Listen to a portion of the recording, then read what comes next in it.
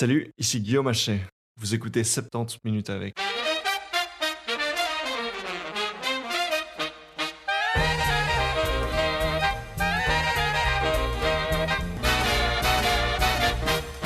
Salut tout le monde, j'espère que vous allez bien et que cette année 2022 a bien démarré pour vous. De mon côté, ces premières semaines ont été bien chargées, j'ai d'ailleurs pris une semaine en retard pour publier cet épisode-ci, toutes mes excuses pour ça. Vous avez été très nombreux et nombreuses à écouter mon entretien avec Myriam le mois dernier, y compris un paquet de gens qui ont découvert 70 minutes avec à cette occasion. Donc déjà, bienvenue à tous. Cette semaine, après le sujet très concret qui était le harcèlement de Myriam, on va prendre beaucoup de hauteur et parler de quelque chose de terriblement abstrait.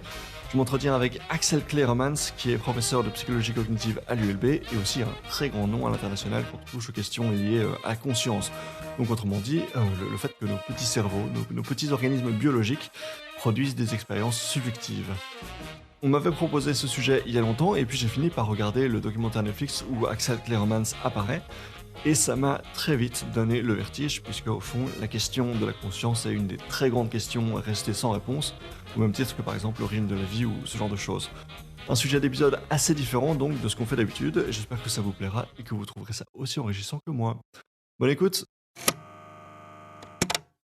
J'ai aujourd'hui le plaisir d'être en présence de Axel Cleeremans. Bonjour Axel. Bonjour. Alors, pour celles et ceux qui ne vous connaissent pas encore, vous êtes directeur de recherche avec le Fonds de recherche scientifique et professeur de psychologie cognitive à l'Université libre de Bruxelles, où nous sommes actuellement pour cet enregistrement. Et vous dirigez le Consciousness Cognition and Computation Group et le Centre de recherche en cognition et neurosciences. Est-ce que j'ai bien résumé votre casquette ? Absolument. Vos différentes oui, casquettes. tout à fait, oui. Formidable. Alors, une autre façon de vous présenter, ce serait de dire que votre but numéro 1 dans la vie, c'est de répondre à une très grande question, un problème dont la complexité a même été comparée aux autres grands problèmes comme la question de l'origine de l'univers, à savoir comment et pourquoi est-ce que les activités biologiques dans nos cerveaux produisent des expériences de conscience. Qu'est-ce qui vous a amené à travailler sur ce thème-là en particulier ? Donc ça, c'est une longue histoire. Disons que étudiant, je balançais entre la biologie, la médecine, des domaines comme ceux-là, et puis d'un côté, et puis alors par ailleurs la philosophie, que j'ai commencé à lire quand j'avais 18-19 ans. Ça m'a intéressé, mais enfin, en même temps, j'étais aussi fort intéressé par l'écologie, etc. Et donc, l'histoire officielle, c'est que la psychologie, et en particulier la psychologie cognitive ou expérimentale, était une sorte de bon compromis entre des intérêts plutôt tournés vers les sciences exactes d'une part, et puis des intérêts tournés plutôt vers les sciences humaines de l'autre. L'histoire pas officielle, c'est que j'avais des copains qui...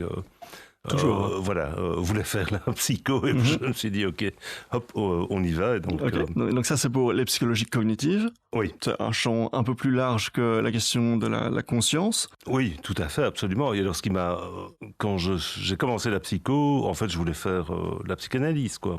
D'accord. Donc, la psychologie clinique. Et donc mes intérêts se portaient plutôt vers cela au début.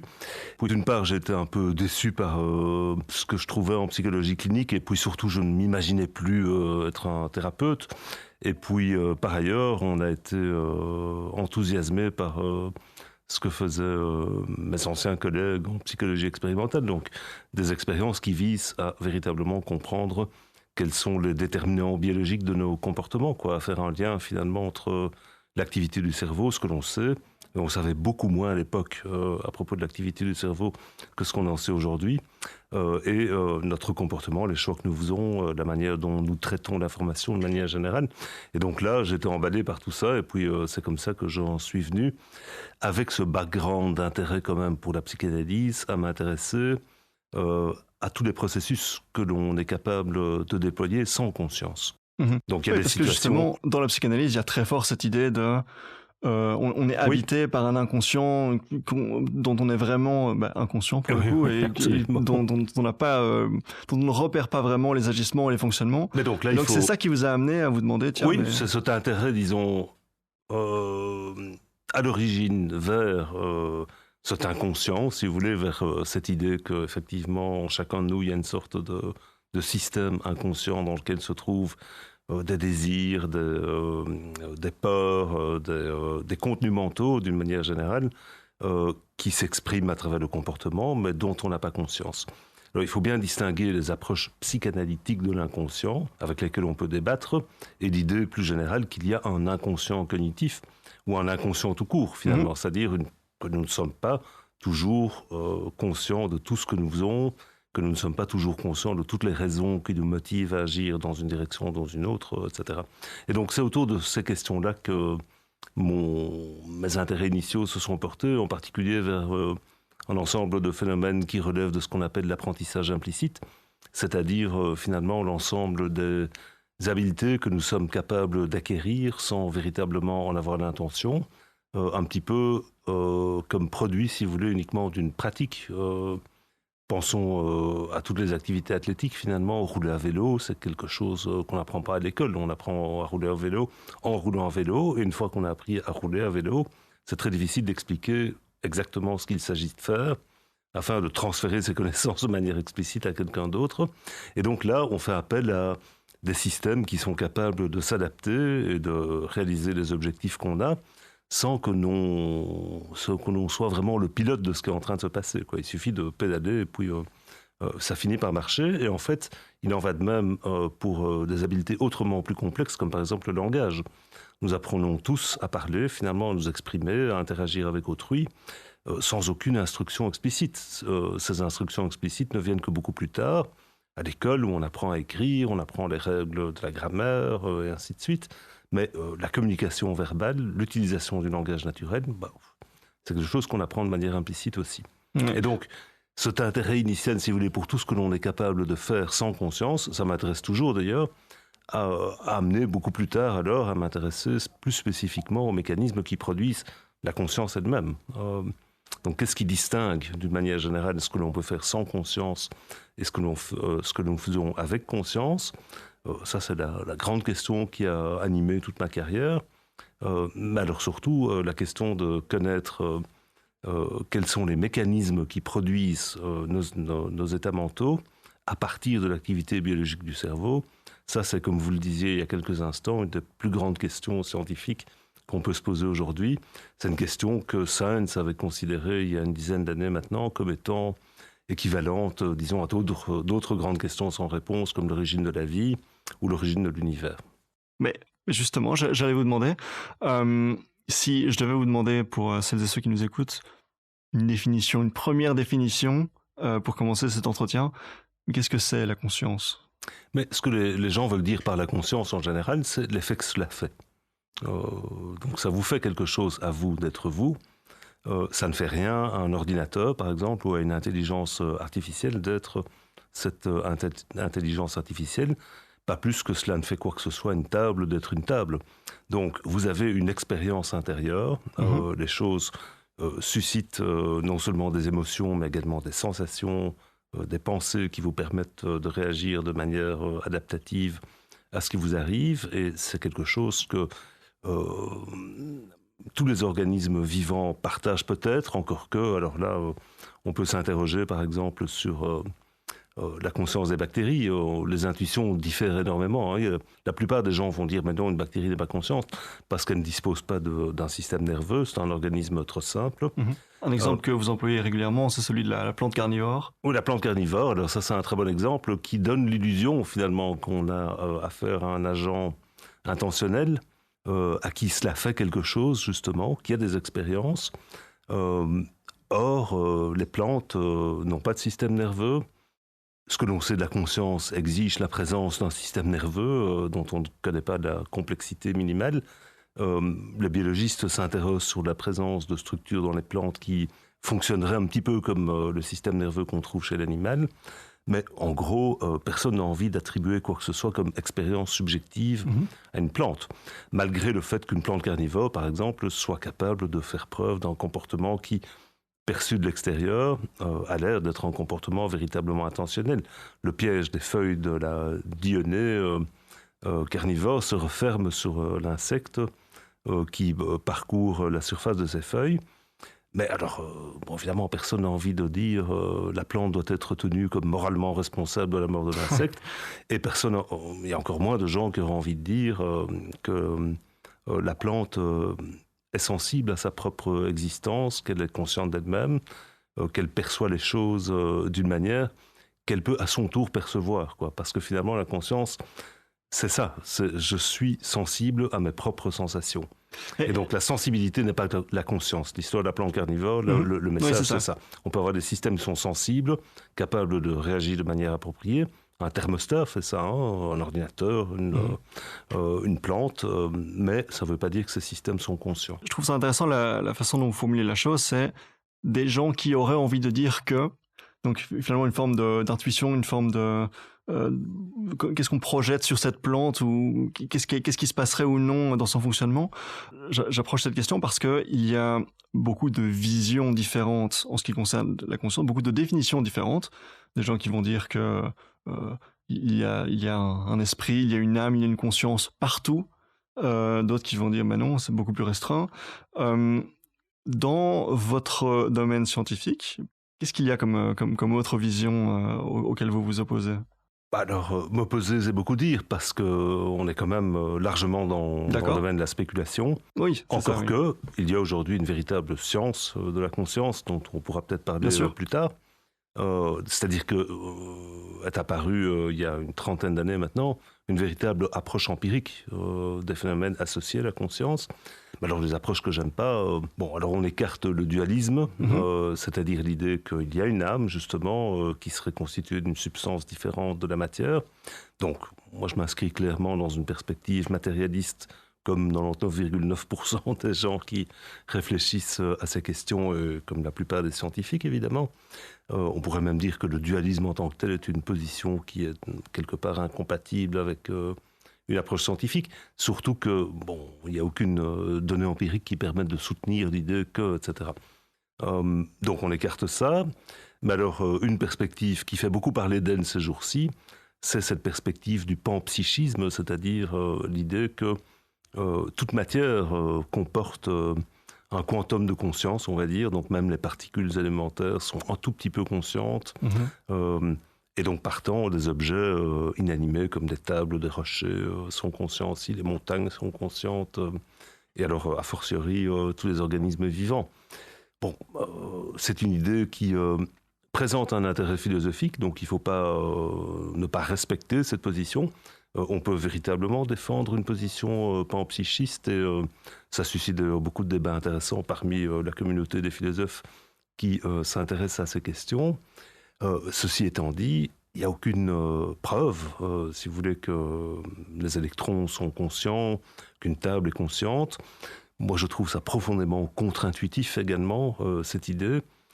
Et puis, c'est un petit peu éliminer le problème difficile de la conscience, à savoir comprendre comment l'activité biologique du cerveau ou d'un système nerveux produit des états mentaux.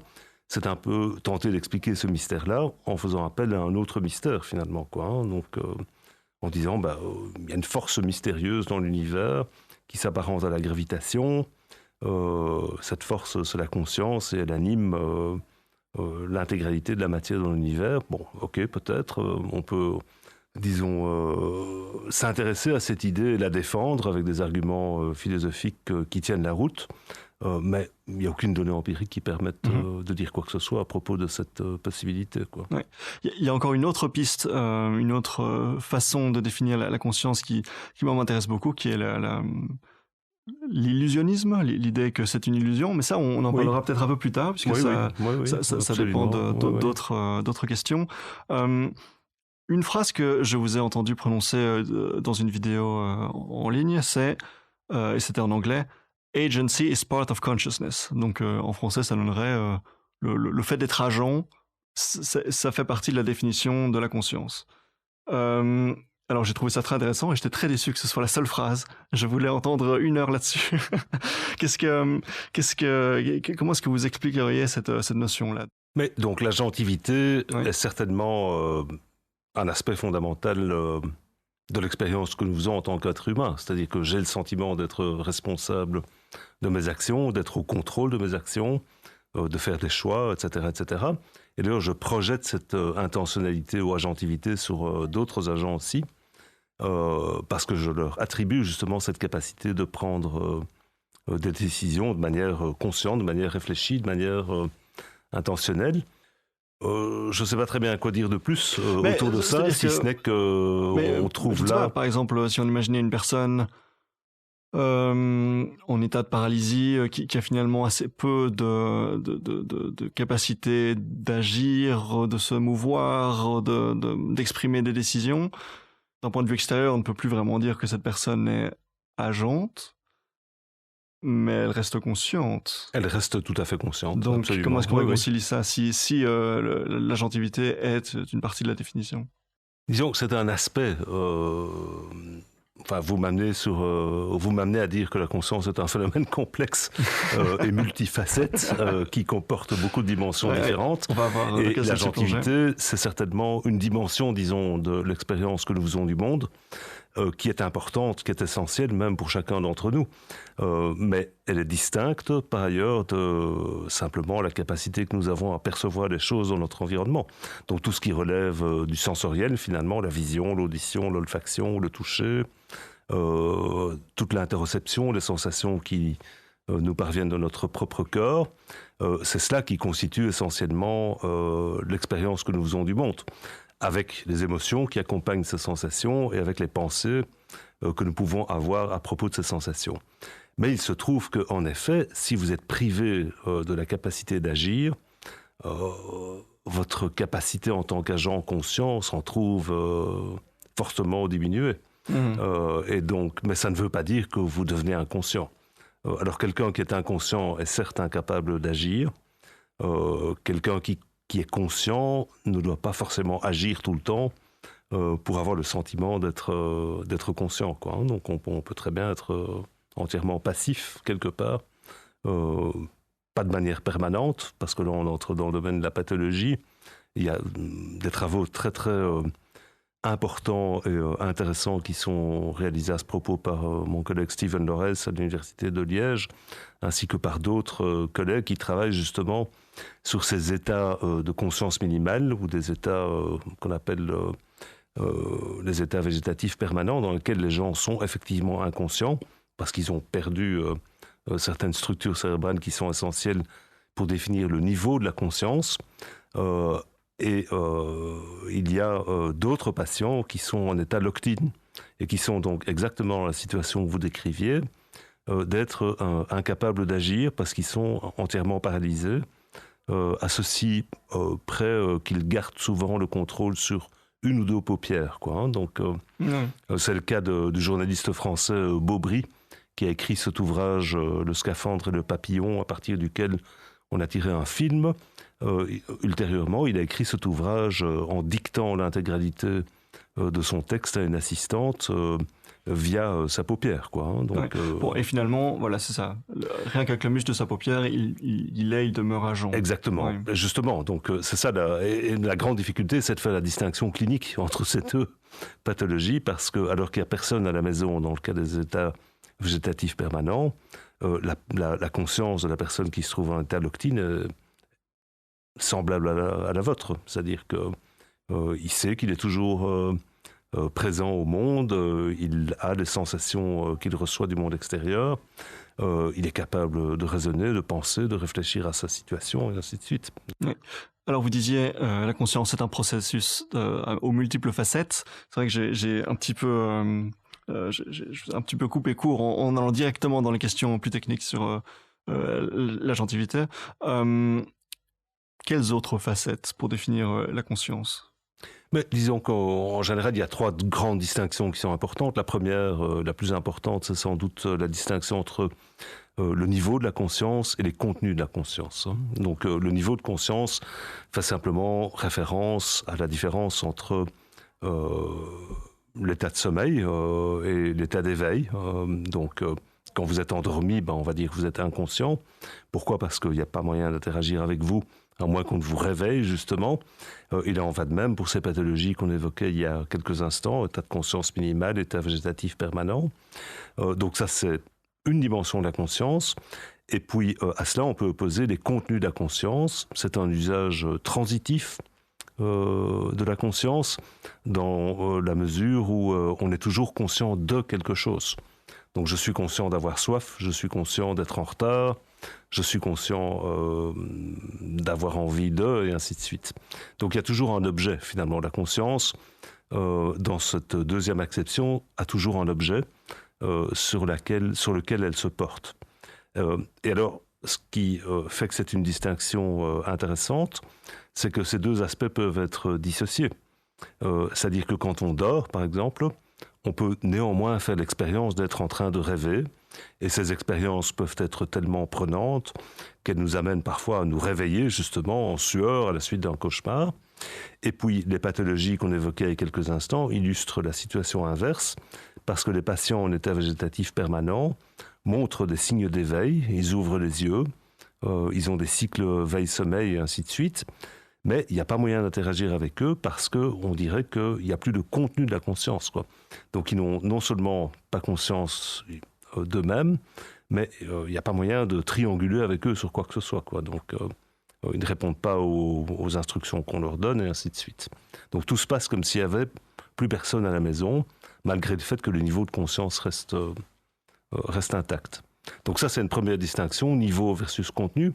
Puis il y en a une seconde, qui est une tripartite, en fait, qui oppose ce qu'on pourrait appeler la conscience perceptuelle, c'est-à-dire que toutes les sensations qui nous parviennent du monde extérieur et de notre propre corps, d'un côté, puis de l'autre côté, il y a la conscience de soi, c'est-à-dire la conscience que j'ai d'être moi-même, justement, un agent intentionnel, et enfin, la conscience que j'ai des états mentaux des autres, ce qu'on appelle en psychologie et en philosophie de l'esprit, la théorie de l'esprit. Donc la capacité que j'ai à attribuer et à comprendre les états mentaux d'autres agents. Donc voilà, trois aspects dans ce deuxième paquet, si vous voulez. Et alors, dernière distinction, qui est celle qui a suscité le plus de débats en matière de philosophie, c'est la distinction entre les fonctions que l'on peut associer à la conscience, c'est-à-dire que la conscience nous permet de faire certaines choses que je suis incapable de faire si je suis inconscient, comme par exemple raisonner, comme par exemple faire des calculs, et ainsi de suite. Donc il y a tout un ensemble de fonctions associées à la conscience qu'on ne trouve pas quand on parle de représentation mentale inconsciente, d'une part, et alors d'autre part, l'effet que cela fait, justement, c'est-à-dire les qualités, les caractéristiques qui sont associées à ces représentations conscientes.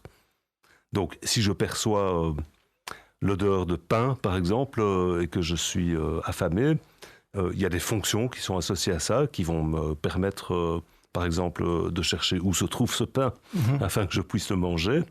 Mais ça, c'est purement fonctionnel, on va dire. À la rigueur, on ne doit pas faire référence ici à l'expérience que je fais de l'odeur du pain. On pourrait imaginer un mécanisme, ce qui est d'ailleurs le cas pour toute une série d'organismes beaucoup plus simples, dans lequel il n'y a que des mécanismes, finalement. Une bactérie suit un gradient chimique, une limace se dirige vers les marqueurs qu'elle utilise pour repérer où se trouve une plante qu'elle peut manger, et ainsi de suite. Chez moi, j'ai en plus une sensation dont je fais l'expérience consciente, quoi. Donc je sens cette odeur du pain, elle évoque des souvenirs, et ainsi de suite. Et le point, c'est qu'on peut parler des fonctions sans évoquer l'expérience, quoi. Donc, et c'est pour ça que les philosophes introduisent une distinction, mais il faut insister sur le fait que cette distinction n'est peut-être pas une distinction ontologique. Donc c'est peut-être justement uniquement une distinction conceptuelle. Il y a énormément de débats autour de cette idée-là, quoi. Donc niveau versus contenu, fonction versus expérience, et puis conscience du monde, de soi et des autres. C'est ça. Alors, énormément de choses à développer, évidemment, énormément de questions qui me viennent. Disons, la première chose, c'est, voilà, vous donniez l'exemple d'organismes beaucoup plus simples, qui vont très naturellement associer très automatiquement, voilà, je détecte le pain très automatiquement, c'est inévitable, je vais, une série de fonctions vont se mettre en place pour aller acquérir le pain. Où est-ce qu'on trace la limite, par exemple? Est-ce que une fourmi est consciente? Ou bien est-ce que c'est aussi un mécanisme très très simple où la détection du pain entraînera automatiquement le procédé d'aller essayer de le manger ou de le rapporter à la maison? Quel est votre point de vue là-dessus? Mais non, ça c'est une question extraordinairement compliquée Bien parce sûr. que Oui, comme toutes les questions. parce qu'en fait il y a pas de réponse autour de laquelle tout le monde pourrait s'accorder puisqu'on ne dispose pas de signature biologique de la conscience, quoi. C'est-à-dire que personne n'a une idée très très claire des mécanismes nécessaires et suffisants pour que l'activité d'un système nerveux produise des états mentaux conscients. Et donc, il n'y a pas de réponse à ça, et donc on est condamné, si vous voulez, à faire appel à nos intuitions, et elles sont parfois fort différentes entre différents auteurs ou même différentes personnes, tout simplement. Donc moi, j'ai le sentiment très clair que qu'un chien, j'allais dire mon chien, mais j'en ai pas, qu'un chien est conscient, qu'un chat est conscient, les singes certainement, les éléphants certainement, les dauphins sans doute. Alors jusqu'où on va comme ça, les oiseaux ça, aussi. Oui. Il y a d'ailleurs eu, il y a quelques années, un ensemble de scientifiques qui travaillent dans le domaine de la conscience, qui ont signé une déclaration, c'est la déclaration de Cambridge, à propos de la conscience chez l'animal, et qui déclare, mais sur base d'arguments, finalement, que tous les mammifères, tous les oiseaux et tous les céphalopodes doivent être reconnus comme étant conscients. Sur quelle base ? Alors, sur base de considérations anatomiques, mais très spéculatives, sur base d'arguments qui tournent autour de la complexité du système nerveux de ces différentes familles d'organismes. Voilà. Mais on se pose par exemple la question autour des poissons. Donc, c'est très difficile d'imaginer des expériences qui permettraient, en tout cas, soutenir l'argument que les poissons sont conscients. Mais par contre, si on reconnaissait que les poissons sont conscients, la manière dont on doit traiter alors les poissons doit radicalement changer, parce que pour l'instant, on les traite véritablement comme des objets. Oui. Je crois qu'il y a une phrase que vous aimez bien citer qui concerne les chauves-souris et le fait de se projeter en tant que chauve-souris. Oui, alors ça fait référence au titre d'un article célèbre dans le domaine de l'étude de la conscience, dont l'auteur était le philosophe américain Thomas Nagel, qui a publié en 1974 un article intitulé « What is it like to be a bat ?» Donc, quel effet cela fait-il d'être une chauve-souris ? Et alors, c'était très très bien trouvé, parce qu'une chauve-souris est justement un organisme qui est suffisamment complexe pour qu'on se dise, bah oui, tiens, il a une vie mentale, une chauve-souris, ça veut des choses, ça reconnaît ses prédateurs, ça développe une série de stratégies pour chasser les insectes. Et en même temps, une chauve-souris a un système sensoriel complètement étrange, dont le sonar s'est ultérieurement inspiré. Et donc, c'est aussi un être avec lequel on a un peu du mal à s'identifier, certainement plus qu'avec un chien ou un chat ou des organismes, en tout cas, qui sont plus familiers, qui ne savent pas voler, etc. Et donc, c'était très bien trouvé, parce que le point de Nagel dans cet article, et c'est un des obstacles, si vous voulez, pour l'étude scientifique de la conscience, c'était de dire, on aurait beau tout savoir de la manière dont fonctionne le cerveau d'une chauve-souris, on n'en saurait toujours pas plus sur l'effet que cela fait d'être cette chauve-souris en train de chasser des insectes au crépuscule. Et là, Nagel met le doigt sur un des problèmes, si vous voulez, associés à l'étude scientifique de la conscience, c'est que c'est un phénomène qui est fondamentalement privé. Donc non seulement il est subjectif, parce que c'est votre conscience et pas la mienne, donc vous avez une certaine perspective sur le monde que je ne partage pas totalement. Bon, on partage beaucoup, évidemment, mais je ne suis pas identique à vous, et donc mes expériences sont différentes des vôtres, d'une part, mais d'autre part, je ne sais pas l'effet que ça fait d'être vous. Je peux imaginer ce que ça fait d'être vous. On parle de hétérophénoménologie dans ce cas-là. Je peux essayer évidemment de me mettre par empathie, par sympathie dans vos chaussures, etc. Mais je n'ai aucun moyen d'être littéralement dans votre cerveau, quoi. Oui. Alors ce phénomène-là, essayer de vous projeter, de vous mettre dans mes chaussures, de voir les choses de mon point de vue, c'est ce qu'on appellerait de manière générale l'empathie cognitive, finalement, ou ce que vous appeliez tout à l'heure la théorie de l'esprit. Je vais vous poser une colle, question pas forcément très facile à répondre. Vous m'avez posé que des colles jusqu'à présent. Oui, je suis cruel. Si on imaginait que vous ayez face à vous une personne autiste, donc pour lequel l'empathie cognitive est peut-être un peu plus un challenge, la théorie de l'esprit et ainsi de suite, est-ce que, puisque vous avez cité ça comme un élément, un attribut de la conscience, vous parliez de la conscience de soi, d'autrui ou de la perception. Est-ce que alors une personne qui a une empathie cognitive, on va dire moins développée, sera alors définie comme moins consciente? Non, certainement pas. Ça ne se mesure pas de 0 à 10, je suis plus ou moins conscient. Mais non, il faut abandonner cette idée qu'il y a... Alors, en tout cas, chez l'être humain normal, il n'y a aucune raison de considérer qu'il y a des êtres plus ou moins conscients. Mais la conscience peut avoir des contenus plus ou moins riches.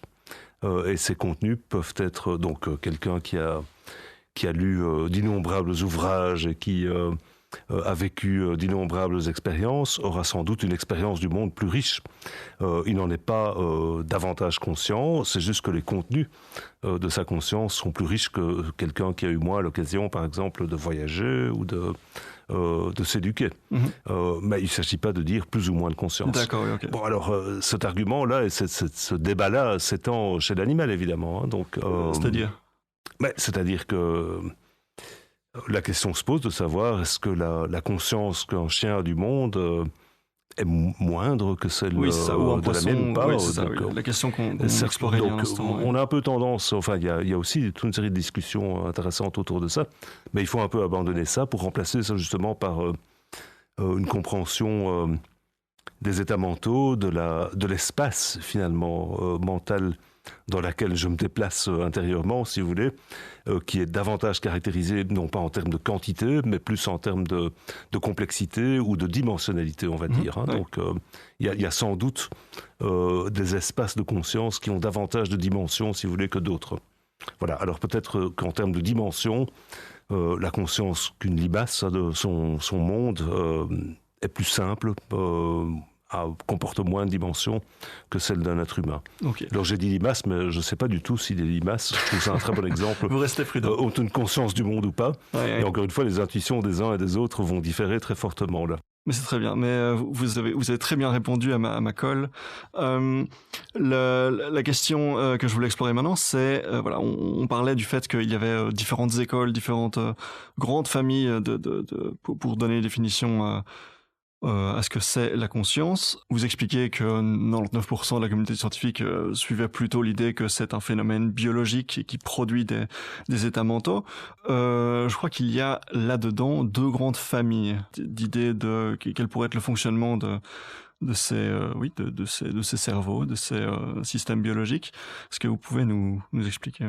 Ouais, alors deux ou quatre, ça dépend un peu qui on interroge, mais disons que les deux idées qui me semblent les plus cohérentes, c'est d'une part l'idée qui a été proposée par le psychologue Bernie Bars dans les années 80 et qui a été amplifiée et reformulée par Stanislas Dehaene et Jean-Pierre Changeux et collaborateurs plus tard.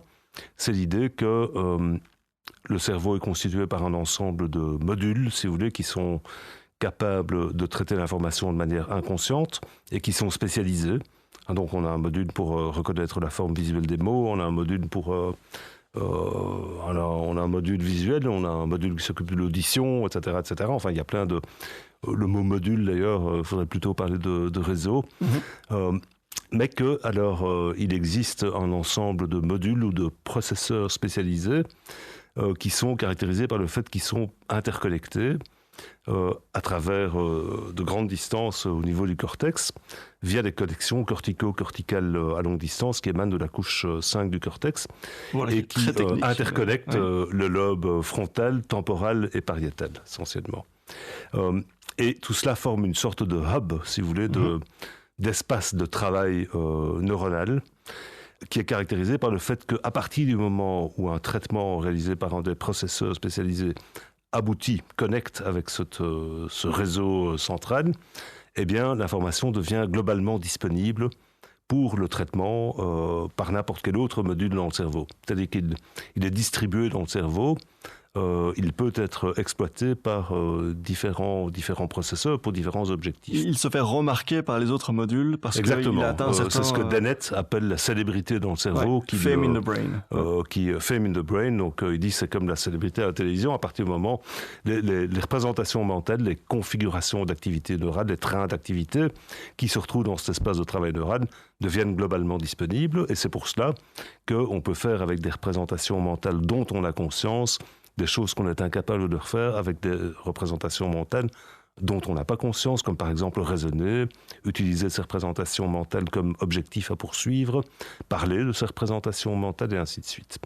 Donc ça, c'est la première idée, qui n'a pas grand-chose à dire à propos de la question la plus difficile, qui est celle de savoir pourquoi l'activité dans ce réseau-là s'accompagne d'une expérience subjective, justement. Pourquoi ça nous fait quelque chose? La théorie est un peu muette par rapport à ça, au-delà. Et il y a des philosophes qui disent il n'y a rien d'autre à expliquer. Une fois qu'on a expliqué cette disponibilité globale de l'information, on a expliqué l'expérience. Il y a d'autres auteurs qui disent mais non, on n'a rien expliqué du tout. On a expliqué les aspects fonctionnels de la conscience, mais justement pas les aspects qualitatifs, l'expérience phénoménale elle-même.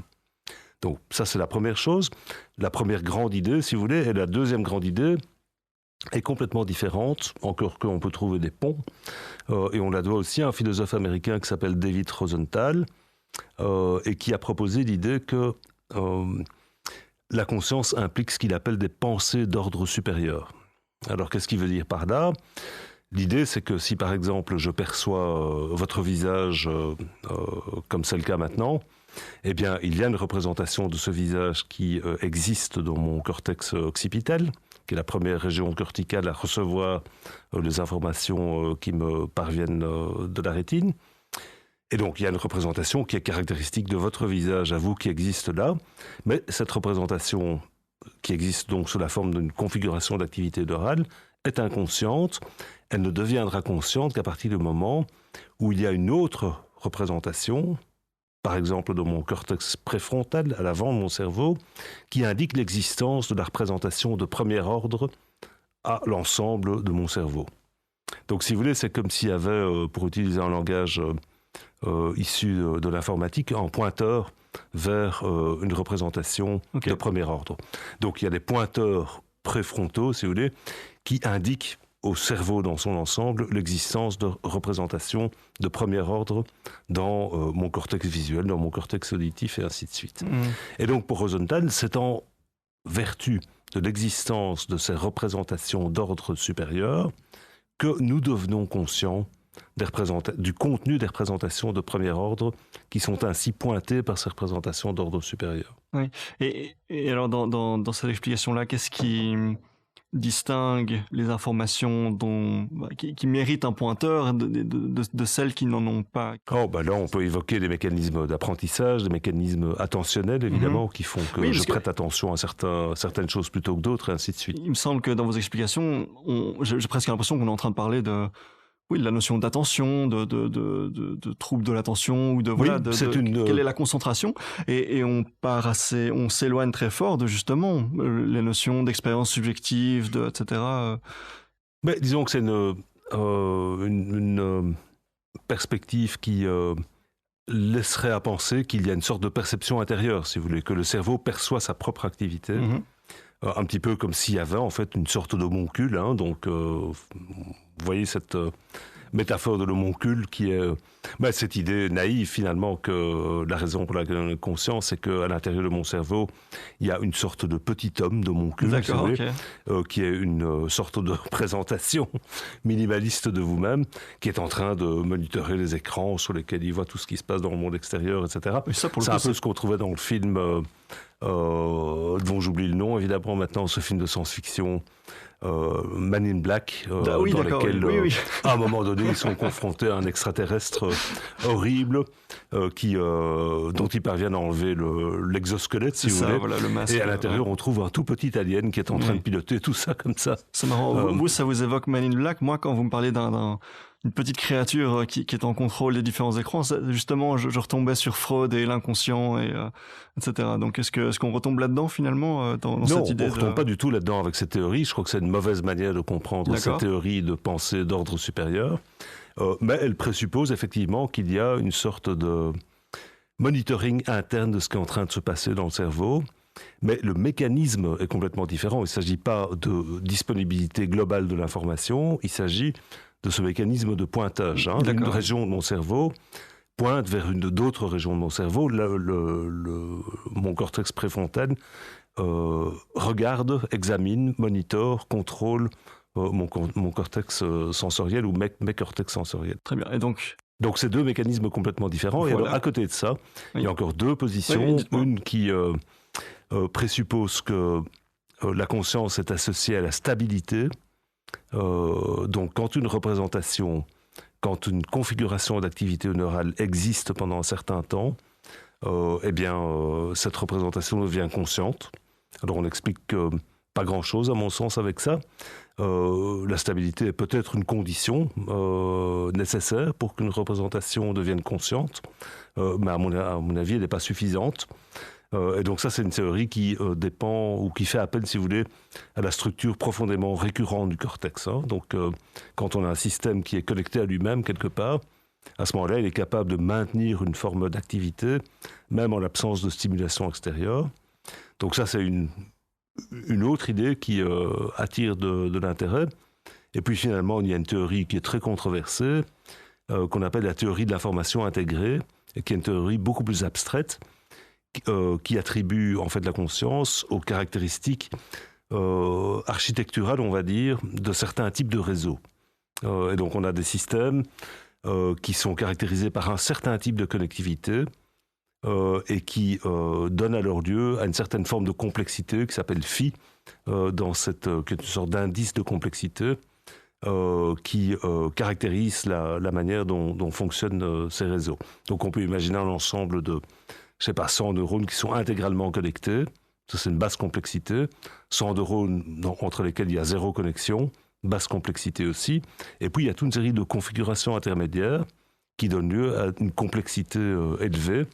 Et c'est cet indice de complexité qui serait caractéristique, qui serait la signature des systèmes conscients. Alors, encore une fois, je suis assez interpellé par le fait que 4 grandes théories, est-ce que ces 4 grandes théories se basent sur des données, on va dire objectives, quantifiables, quelque chose de une vraie démarche scientifique, ou bien est-ce que en fait quand vous me donnez ces explications, ça me rappelle presque les cours sur les différents courants philosophiques dans l'Antiquité, où certains imaginaient le courant matérialiste.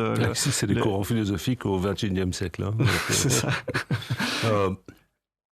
Non, écoutez, alors ça, c'est toute une discussion. Alors évidemment, il y a une science de la conscience, et il est possible aujourd'hui de concevoir des expériences qui font le contraste, par exemple, entre une information qui est traitée avec ou sans conscience.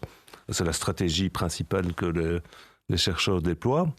Mais les différentes perspectives théoriques que j'ai évoquées ne sont pas toutes testables de la même manière. Donc cette dernière théorie qui fait appel à la complexité, en fait il y a très peu d'évidence qui permet de soutenir cette idée parce qu'en fait la théorie ne se prête pas véritablement à un test empirique. Elle est aussi... Alors donc ça c'est une difficulté. L'autre difficulté c'est que les théories ne sont pas toujours dirigées vers le même objet. Donc la théorie de la complexité que l'on doit à Giulio Tononi et Christophe Koch est davantage dirigée vers la question du niveau de la conscience plutôt que vers la question des contenus de la conscience. Encore que, il dirait pas tout à fait ça, mais enfin, soit. Et donc, les théories n'ont pas toujours le même objet. Alors, par ailleurs, il y en a 4 que j'ai évoquées, mais chaque auteur dans ce domaine a sa propre théorie de la conscience, évidemment. Donc, en fait, on ne peut pas vraiment être un acteur dans ce domaine sans avoir sa propre théorie de la conscience. Mais la question de savoir comment je teste toutes ces théories est une question brûlante aujourd'hui, parce que il y a une étude que l'on doit à Itai Yaron et collègues de l'université de Tel Aviv, qui a en fait analysé à partir de 6000 publications récentes dans le domaine de la conscience, quelle théorie l'article soutenait et surtout quelle était la démarche empirique du papier. Et en fait, ils ont pu montrer ainsi que la plupart des articles qui sont publiés, empiriques qui sont publiés aujourd'hui, soutiennent l'une des 4 théories que j'ai évoquées il y a quelques instants, mais très très peu cherchent à faire le contraste entre 2 théories. Et donc la recherche aujourd'hui dans le domaine de la conscience se déroule un petit peu en silo, quoi, si vous voulez. Ces théories ne communiquent pas vraiment entre elles. Il s'agit presque d'écoles de pensée, et donc qui amènent à concevoir des expériences qui sont essentiellement qui ont une visée confirmatoire plutôt que de chercher à falsifier en fait les prédictions des théories. Et donc il y a plusieurs problèmes, quoi. Les théories sont parfois difficilement falsifiables, certaines le sont tout à fait infalsifiables, et les chercheurs ont plutôt tendance à concevoir des expériences qui sont en tout cas compatibles avec les prédictions de la théorie, mais qui ne sont pas conçues de manière à remettre en question des prédictions critiques de ces théories. Je voulais juste terminer ces réflexions autour des théories de la conscience en soulignant le fait qu'il y a maintenant une initiative que je trouve particulièrement excitante et dans laquelle je suis impliqué, qui vise à en fait financer des recherches qui se caractérisent par le fait qu'elles impliquent une collaboration adversariale entre différents auteurs.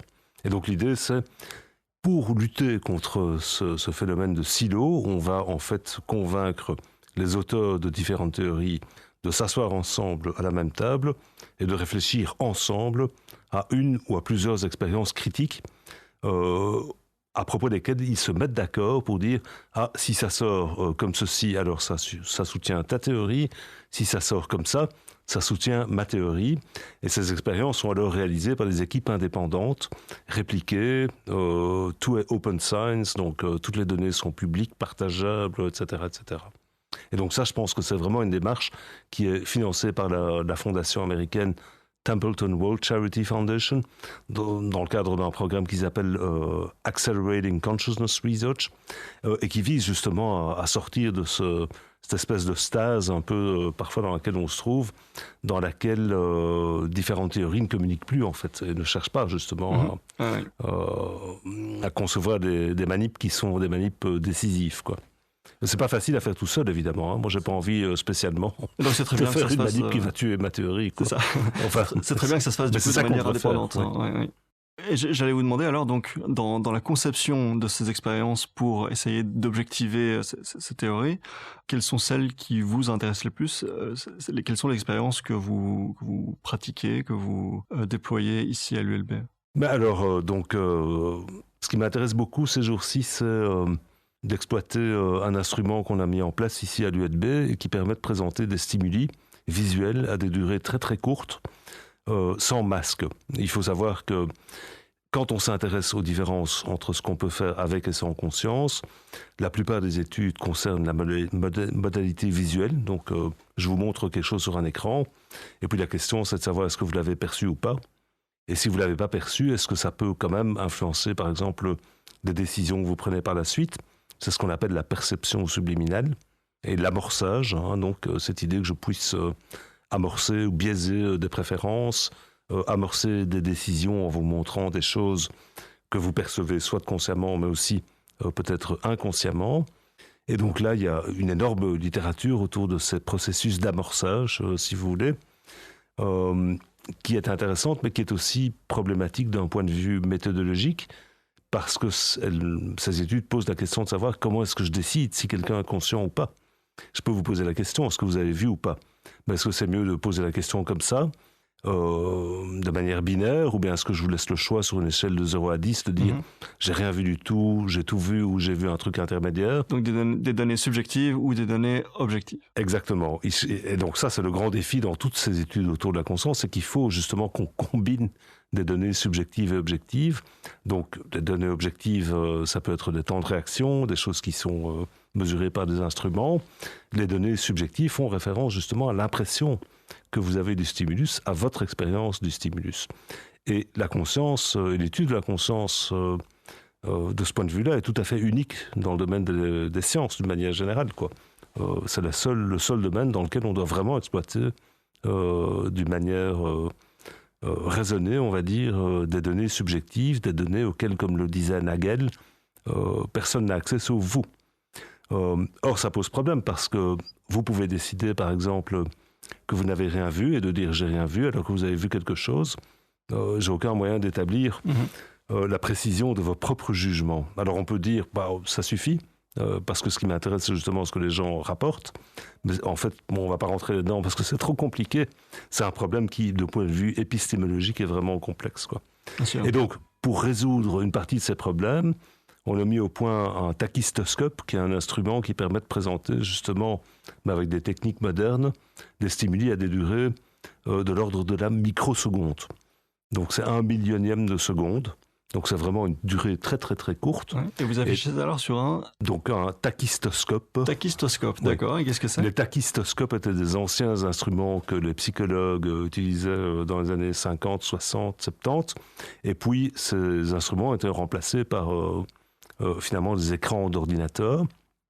Mais ces écrans d'ordinateur ne permettent pas de présenter des stimuli à des durées aussi courtes. En général, on parle de 8 millisecondes, 16 millisecondes pour un taux de rafraîchissement. 60 Hz de manière classique. 60 Hz, 100 Hz, 200 Hz, mais enfin, bon, tout ça reste dans des... C'est trop long, dans des durées assez longues. Et alors, avec de tels types d'écrans, les gens utilisent ce qu'on appelle le masquage, c'est-à-dire qu'on présente un stimulus pendant une durée courte, 25 millisecondes, 15 millisecondes par exemple, et puis immédiatement après, on présente ce qu'on appelle un masque visuel.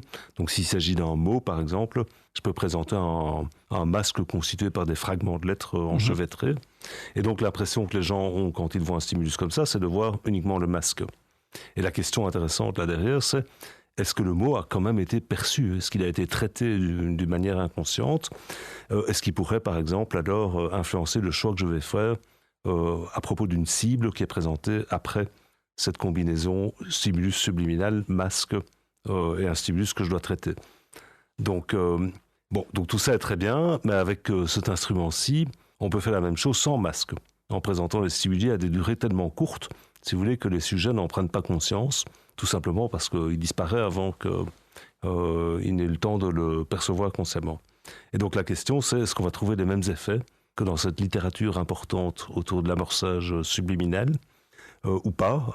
Et puis, on peut poser des questions qui sont des questions nouvelles aujourd'hui, comme par exemple, quelle est la durée minimale de présentation dont j'ai besoin pour reconnaître l'émotion sur un visage, par exemple, pour identifier un mot, pour distinguer entre une scène naturelle ou une scène urbaine, par exemple, s'il s'agit d'images complexes.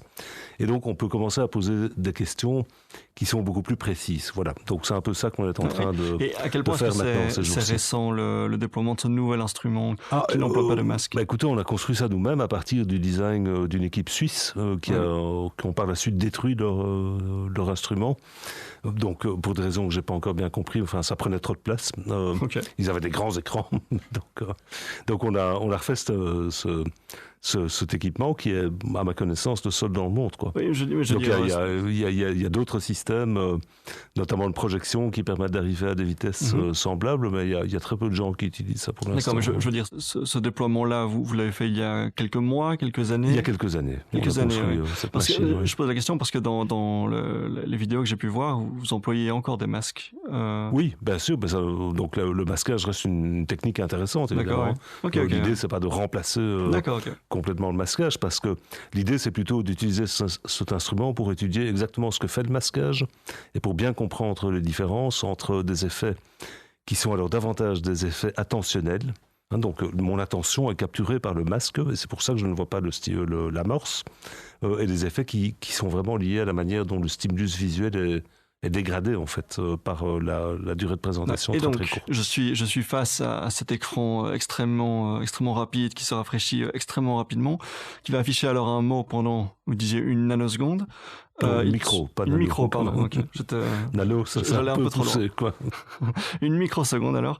Et sur mon crâne seront disposés alors des électrodes ou des instruments pour regarder quelle zone de mon cerveau entre en activité. Et qu'est-ce qu'on remarque alors, selon les différentes expériences, avec masquage, sans masquage, qu'est-ce que... Alors ça, on n'a pas encore la réponse sans masquage. D'accord. On sait que même à des durées très courtes, le stimulus est traité, donc, mais il ne s'agissait pas d'expériences d'amorçage subliminal, c'est des expériences réalisées par Sperdin et Herzog, qui sont les collègues suisses qui avaient construit le premier tachyscope. Mais Stanislas Dehaene a fait une expérience qui est restée célèbre dans le domaine parce qu'elle représentait la première utilisation de l'imagerie cérébrale pour explorer justement les processus de traitement sans conscience. Et donc là, l'expérience impliquait une situation d'amorçage dans laquelle je montre aux participants des stimuli invisibles parce que masqués, qui sont des nombres entre 1 et 9. Et puis, je leur demande de prendre une décision sur un autre nombre qui est présenté immédiatement après et qui peut être plus grand ou plus petit que 5. Et donc, si le nombre présenté est plus petit que 5, ils doivent pousser à gauche. S'il est plus grand que 5, ils doivent pousser à droite. Donc, c'est une expérience d'amorçage classique. La question, évidemment, c'est qu'on s'attend à ce qu'on appelle des effets de congruence.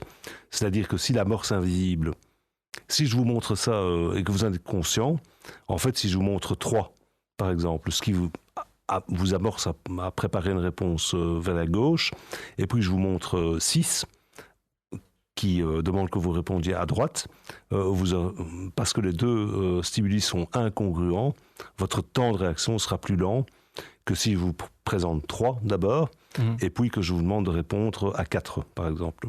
Parce que là, on est chaque fois du même côté que 5, et donc la réponse est facilitée. Et la question qu'a posée Dehaene, c'est qu'est-ce qui se passe quand cette amorce est subliminale? Parce qu'elle est masquée, est-ce qu'elle exerce encore cet effet de facilitation ou d'interférence sur les réponses? Et ce qu'il a trouvé, c'est oui. Et l'imagerie a montré que, en fait, on activait à peu près les mêmes réseaux, si vous voulez, qui permettaient de fournir la réponse, mais on n'activait pas justement cet espace de travail global qu'on évoquait tout à l'heure. Oui. Et une question qui me vient là comme ça, si on imaginait de nouveau l'affichage pendant une microseconde d'un mot. Une microseconde, c'est vraiment trop court. Hein. Personne ne voit rien du tout. Là, ce qu'on trouve, c'est...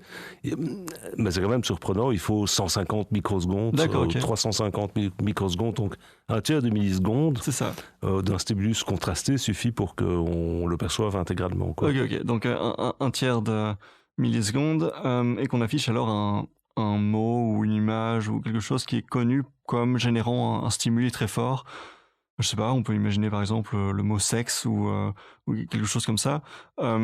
Est-ce que alors, quand on scanne le cerveau avec l'aide de ces électrodes, on remarque, tiens, cette zone du cerveau qui est typiquement associée à tel stimuli, même si la personne n'est pas consciente d'avoir lu ce mot et que pour elle rien n'est vraiment apparu d'intelligible, est-ce qu'on observe déjà que le cerveau a réagi ou pas? Oui, tout à fait. Il y a une expérience de Dehaene aussi qui a montré exactement ça. Donc, même quand les gens ne perçoivent pas un mot qui est présenté subliminalement, donc quand on leur pose la question « Qu'est-ce que vous avez vu ?» Ils disent « Rien. J'ai vu une masse », on active encore, malgré tout, une région du cerveau, le gyrus fusiforme gauche, qui est justement spécialisé dans le traitement de la forme visuelle des mots. Donc, mais encore une fois, là, cette activation reste localisée, si vous voulez, dans cette région cérébrale et n'engage pas, la conscience. Ne provoque pas l'ignition ou l'allumage, si vous voulez, de cet espace de travail global. Oui. Alors ça, ce sont quelques exemples d'expériences que vous menez ici à l'ULB. Vous expliquez que généralement c'était assez siloté, que chaque expérience suivait globalement surtout une des 4 grandes familles.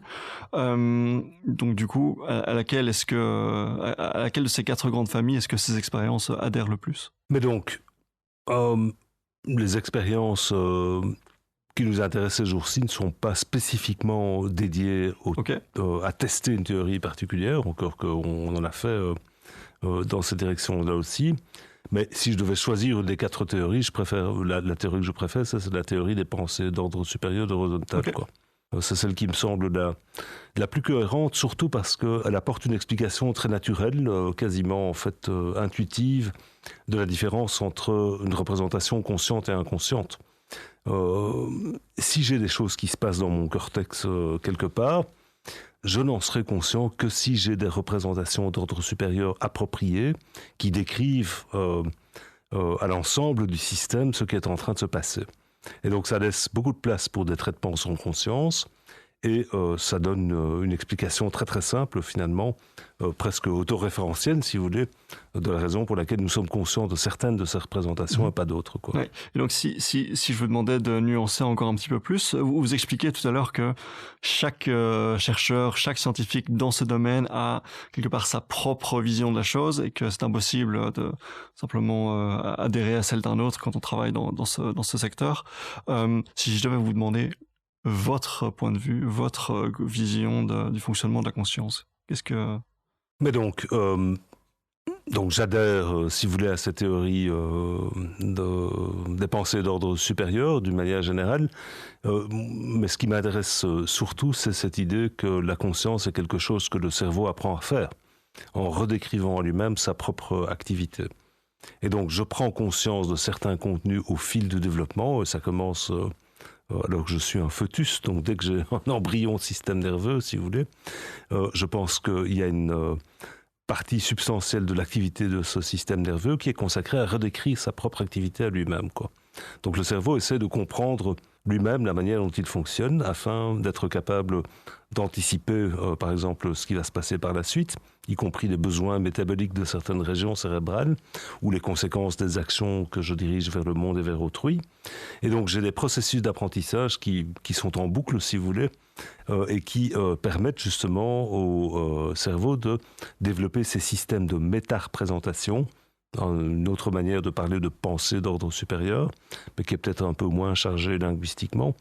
Donc des systèmes de méta-représentation qui décrivent justement au cerveau sa propre activité lui-même.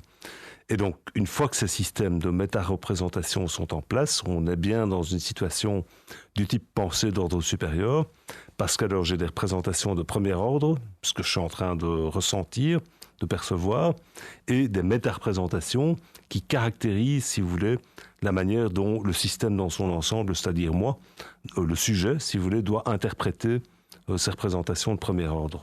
Ça explique d'ailleurs aussi de manière très naturelle pourquoi je peux, par exemple, interpréter de manière complètement différente un état de premier ordre semblable. Donc une stimulation particulière, par exemple, sera perçue comme douloureuse, comme associée au plaisir, en fonction du moment, en fonction de différents individus, et ainsi de suite, quoi. Donc ces méta-représentations peuvent aussi représenter de manière erronée ce qui est en train de se passer, ce qui caractérise toute une série d'états pathologiques en matière de maladie mentale, quoi. Oui. À nouveau, c'est terriblement abstrait. C'est terriblement abstrait. Est-ce que quelconque expérience a pu se diriger vers une objectification de peut-être certains de ces éléments? Ben, écoutez, non, il y a une série d'expériences qui sont réalisées par de très très bons collègues qui visent justement à trouver une sorte de fondement biologique à ces idées de pensée d'ordre supérieur en faisant jouer un rôle particulier au cortex préfrontal, qui est la partie du cerveau, si vous voulez, qui est la plus abstraite justement, et aussi la plus connectée avec le restant du cerveau. Et donc c'est une sorte de siège naturel pour les méta-représentations que présupposent ces théories d'ordre supérieur. Et donc là, on peut faire des choses comme stimuler électriquement certaines régions du cortex préfrontal afin de voir quelles sont les conséquences sur ce que les gens ressentent. On peut interférer avec le traitement réalisé par certaines régions spécifiques de ce cortex préfrontal pour voir si on peut faire apparaître ou disparaître des stimuli dans l'expérience subjective des gens et ainsi de suite. Donc il y a une série de travaux qui seraient beaucoup trop complexes d'aborder maintenant. Mais une des difficultés, c'est que beaucoup de ces travaux ne sont pas entièrement incompatibles avec d'autres théories, quoi. Donc c'est cette grosse question d'identifier ce qu'on a appelé les corrélats neuraux de la conscience, forme un vaste programme empirique qui se développe de manière un peu incrémentale sans qu'on soit encore arrivé à des réponses tout à fait claires par rapport à ce qu'on peut espérer montrer, d'autant plus que cette notion même de corrélat neural de la conscience n'est elle-même pas complètement claire. Est-ce qu'on cherche une région cérébrale? Est-ce qu'on cherche un réseau? Est-ce qu'on cherche un type d'activité cérébrale, un type de connectivité entre différentes régions cérébrales. En réalité, même si on fait des progrès, personne n'a une réponse complètement claire par rapport à des questions aussi fondamentales que cela. Et donc on pourrait penser, tous ces travaux sur la conscience, c'est un peu vaporeux, flou, etc. Mais il faut savoir qu'en réalité, cette question de la conscience n'est redevenue un problème scientifique qui a une trentaine d'années. Donc c'est vraiment très, très, très récent. Hein. La psychologie a 100, 120 ans, quelque chose comme ça. Donc on en est au tout début. Et qu'est-ce qui fait alors qu'il y a 30 ans, cette recherche a décollé? C'est vraiment ce qui a changé l'orientation de mes travaux, parce que alors qu'avant, je m'intéressais justement à tout ce qu'on pouvait faire sans conscience, à partir de ce moment-là, mais évidemment, on ne peut pas faire ça sans s'intéresser à la conscience elle-même. Mais donc c'est là que je suis entré en contact avec cette communauté scientifique qui intéresse également d'ailleurs des philosophes, etc., qui est l'Association pour l'étude scientifique de la conscience que j'ai présidée l'année passée. Et donc, ce qui a changé les choses, c'est d'abord l'intérêt du prix Nobel Francis Crick, qui s'est intéressé, comme beaucoup de physiciens en fin de carrière ou beaucoup de biologistes, à un problème difficile, le problème de la conscience. Et donc, ils ont écrit un article qui a un peu marqué le renouveau d'intérêt pour la conscience en tant qu'objet d'études scientifiques à ce moment-là, à la fin des années 80, je pense. Puis il y a eu les ouvrages de Dan Dennett, 1991, Consciousness Explained, l'ouvrage de David Chalmers, 1996, The Conscious Mind. Et je crois que l'intérêt, ou plutôt la perspective de pouvoir développer une perspective scientifique sur la conscience, trouve son origine dans l'apparition des méthodes d'imagerie cérébrale à ce moment-là, en fait. Une question d'outil. À partir du moment où, à la fin des années 80, début des années 90, on devient capable d'utiliser, par exemple, l'imagerie fonctionnelle pour aller visualiser le cerveau en action, on ouvre la possibilité d'établir justement des liens entre l'activité biologique du cerveau et les états mentaux. Et cette possibilité était radicalement nouvelle. Avant, on avait la possibilité de faire des scans, si vous voulez, qui donnaient une idée de l'anatomie du cerveau. Mais ce sont vraiment ces techniques-là qui ont permis de visualiser le métabolisme du cerveau et de mesurer l'activité de ce cerveau alors que le sujet est en train de réaliser une tâche particulière. Pour continuer sur la question de l'histoire de ce secteur de recherche, une crainte qui terrorise tous les chercheurs à travers le monde, c'est l'idée de stagner, l'idée de ne pas avancer dans ce domaine de recherche. Depuis que vous avez commencé à travailler sur ces questions, est-ce que vous avez progressé? Est-ce que vous avez trouvé des choses? Est-ce que, quand vous regardez là où vous étiez il y a, je ne sais pas, 30 ans, quand vous avez commencé à travailler sur ces questions... Personnellement, vous voulez dire, ou le domaine d'une manière générale? Mais les deux, finalement. Écoutez, oui, on a fait d'immenses progrès. On a fait d'immenses progrès dans la détermination des bonnes questions. Donc, à quel type de questions peut-on espérer répondre? Il y a eu d'énormes progrès conceptuels. Je pense on a fait énormément de progrès en tant que communauté pour définir quelles étaient les grandes dimensions de la conscience, justement, quelles sont les distinctions qu'il s'agit de faire. Et puis, au début, il y a 30 ans, il n'y avait pas 3 ou 4 grosses propositions théoriques qui valent la peine d'être poursuivies et testées de manière empirique. Et puis, on en a appris énormément sur, en particulier, les systèmes visuels, sur la manière dont le cerveau traite les informations visuelles, sur la manière dont on prend des décisions, etc. Est-ce qu'on peut parler d'une trouvaille, si vous voulez, ou d'une découverte qui a changé les choses? Il y en a sans doute 2 ou 3. Par exemple, le travail de Dehaene a vraiment été important dans cette perspective-là. Il y en a d'autres, évidemment. Le travail de Kanwisher, par exemple, aussi, sur ces phénomènes de rivalité binoculaire qui ont bien mis en évidence comment, quand je perçois un stimulus ambigu, non seulement mon expérience subjective change d'un stimulus à l'autre, mais en plus, il y a des régions cérébrales très spécifiques qui s'activent de manière corrélée. Mais avec tout ça, on n'a toujours pas finalement expliqué pourquoi ça nous fait quelque chose, quoi. Donc ce problème difficile Pourquoi est-ce que l'activité biologique du cerveau s'accompagne d'une expérience objective, qui était le problème difficile identifié par David Chalmers, le philosophe australien en 1995. Pourquoi ça nous fait quelque chose? Là, on n'a toujours pas de réponse, quoi. Alors, j'avais mentionné un peu plus tôt dans notre entretien que je voulais revenir sur la notion de l'illusion de la conscience. Est-ce que vous pouvez prouver que la conscience existe? Non. C'est bête. La conscience existe parce que je suis conscient. Okay. C'est le je pense, donc je suis de Descartes, quoi, quelque part. Ça, c'est clair. Mais alors, oui, effectivement, il y a des théories illusionnistes, comme on appelle ça, qui disent, ça devient tout de suite très compliqué. Donc, est-ce qu'il y a, Dennett dit toujours ça, il n'y a pas de deuxième traduction, ou transduction plutôt. Donc, des informations visuelles sont transduites en activité électrique, alors qu'elles arrivent dans mon cerveau. Il n'y a pas maintenant une deuxième transduction en médium phénoménologique, quoi. Donc, on s'arrête à l'activité électrique des cerveaux. Mais alors, on a quand même l'impression d'avoir une vie mentale. On a l'impression, d'ailleurs, on en parle de cette vie mentale comme si nous étions des dualistes. Alors qu'il ne faut pas nécessairement être dualiste pour autant, mais on en parle comme si on était des dualistes. Et donc, il y a cette idée qu'il y a une espèce d'espace phénoménologique, ce qui n'est pas faux non plus, mais qui n'est pas indépendant de la matière, et ainsi de suite.